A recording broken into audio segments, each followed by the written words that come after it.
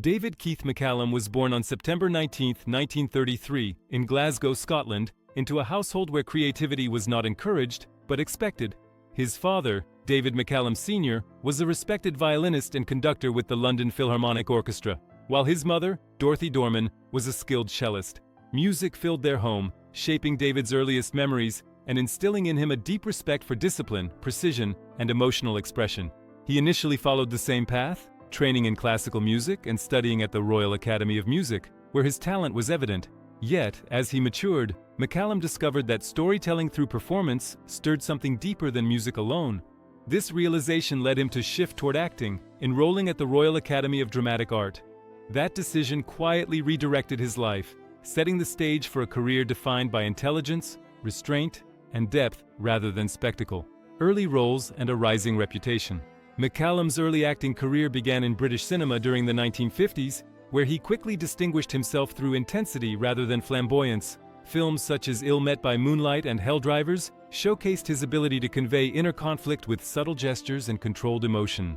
Unlike many young actors eager for attention, McCallum brought a thoughtful seriousness to his roles, earning the respect of directors and peers alike. His work soon attracted international attention, leading to his casting in The Great Escape in 1963. Acting alongside figures like Steve McQueen, James Garner, and Richard Attenborough, McCallum portrayed Lieutenant Eric Ashley Pitt, a character defined by intelligence and quiet bravery. Though not the loudest presence on screen, his performance resonated strongly with audiences. It marked him as an actor capable of elevating ensemble work and hinted at the global recognition that would soon follow. Global fame with The Man from UNC Television transformed David McCallum into a cultural phenomenon when he was cast as Ilya Kuryakin in The Man from UNC in 1964. At the height of the Cold War, the show's pairing of an American agent with a Russian counterpart was groundbreaking, and McCallum's portrayal brought unexpected nuance. His Ilya was quiet, analytical, and emotionally restrained, a perfect counterbalance to Robert Vaughn's charismatic Napoleon solo. Audiences were captivated by his cool intensity, and his popularity exploded almost overnight. Fan mail poured in by the thousands each week, and McCallum became an unlikely teen idol. Yet despite the frenzy, he remained grounded, uncomfortable with celebrity worship, and wary of being defined by a single role. When the series ended in 1968, he was grateful for the success, but determined to prove he was more than an image frozen in time. Reinvention through longevity and craft. After The Man from UNC McCallum pursued a diverse career that emphasized longevity over fame. He appeared in television series such as Colditz and the cult classic Sapphire and Steel, where his performances carried intellectual weight and emotional restraint. He also explored voice acting and music, releasing instrumental albums that blended classical roots with modern arrangements. Decades later, those recordings unexpectedly resurfaced in popular culture, sampled by contemporary artists, a testament to his quiet influence across generations. His most enduring late-career role arrived in 2003 with NCIS, where he portrayed Dr. Donald "Ducky" Mallard. Over 20 seasons, McCallum infused the character with warmth, wisdom, and gentle humor, becoming a beloved presence for millions. His success proved that talent rooted in craft rather than trend can transcend time, allowing an actor to remain relevant without reinventing himself completely, a marriage that began with promise. In 1957, David McCallum married actress Jill Ireland, whom he met while filming Hell Drivers.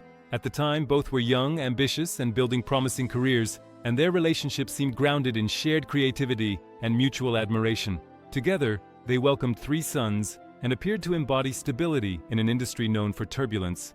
Yet beneath the surface, the pressures of fame, demanding schedules, and diverging career paths created strain. McCallum's rising television fame required relentless commitment, while Ireland's film work increasingly placed her alongside leading men in emotionally intense roles. Though they tried to maintain their family life, distance slowly crept in. By the mid-1960s, they were living separately, and their marriage officially ended in 1967. Despite the heartbreak, McCallum remained devoted to his children, determined to protect them from the emotional fallout and remain an active, loving presence in their lives, a friendship forged on a film set. During the filming of The Great Escape, McCallum formed a friendship with actor Charles Bronson, a bond rooted in professional respect and shared experience. Working on an ensemble film required trust, and McCallum viewed Bronson as someone reliable and grounded. Their friendship extended beyond the set, and McCallum welcomed Bronson into his personal life, never imagining that loyalty could fracture. At the same time, Jill Ireland's career brought her into closer proximity with Bronson through shared projects. What began innocently evolved into something deeper, and eventually Ireland left McCallum to be with Bronson. The betrayal cut deeply, not only because of the marriage ending, but because it involved someone McCallum considered a friend. He later admitted the loss reshaped his understanding of trust, yet even in private pain, he avoided public bitterness, choosing silence and dignity over confrontation or spectacle. Choosing grace over resentment. The aftermath of the broken marriage could have hardened McCallum, but instead it revealed the strength of his character. Though Jill Ireland married Charles Bronson in 1968, McCallum refused to let anger dictate his actions. He allowed his children to maintain a relationship with their mother and her new family, believing that their emotional well-being mattered more than his wounded pride. He once reflected that hatred would have served no purpose, only prolonging pain for everyone involved. This perspective was not denial, but acceptance born from emotional maturity. While the friendship with Bronson had cost him deeply on a personal level, McCallum chose to rebuild rather than retreat. He focused on his career, his children, and the life still unfolding ahead of him. That decision, quiet and unpublicized, defined him more powerfully than any role he ever played. A lasting love and steady partnership. Later in 1967, McCallum married Catherine Carpenter, a former fashion model turned interior designer, beginning a partnership that would last an extraordinary 58 years. Their relationship was built not on shared fame, but on mutual respect, stability, and understanding. Together they raised 2 children and cultivated a life that balanced creativity with normalcy. Catherine remained a steady presence throughout McCallum's long career, accompanying him to events but never seeking attention for herself. Their marriage became one of Hollywood's quiet success stories, admired for its longevity and emotional grounding. Unlike his earlier years, McCallum found peace in consistency, valuing home life as much as professional achievement. Friends often remarked that Catherine provided the emotional anchor that allowed him to age gracefully in an industry that rarely permits it. Their bond endured every transition, reinforcing McCallum's belief that love, when rooted in respect, can truly last. A final curtain and enduring legacy. David McCallum passed away on September 25, 2023 at the age of 90, closing a career that spanned more than 7 decades. His death coincided poignantly with a televised celebration of NCIS, the show that introduced him to a new generation of fans. Yet his legacy extends far beyond a single role or era.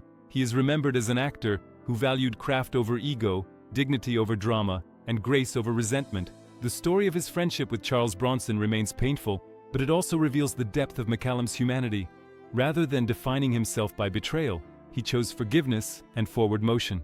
In doing so, he left behind not just memorable performances, but an example of how to endure loss without losing oneself. His life reminds us that true strength often appears quiet, steady, and unwavering in the face of heartbreak.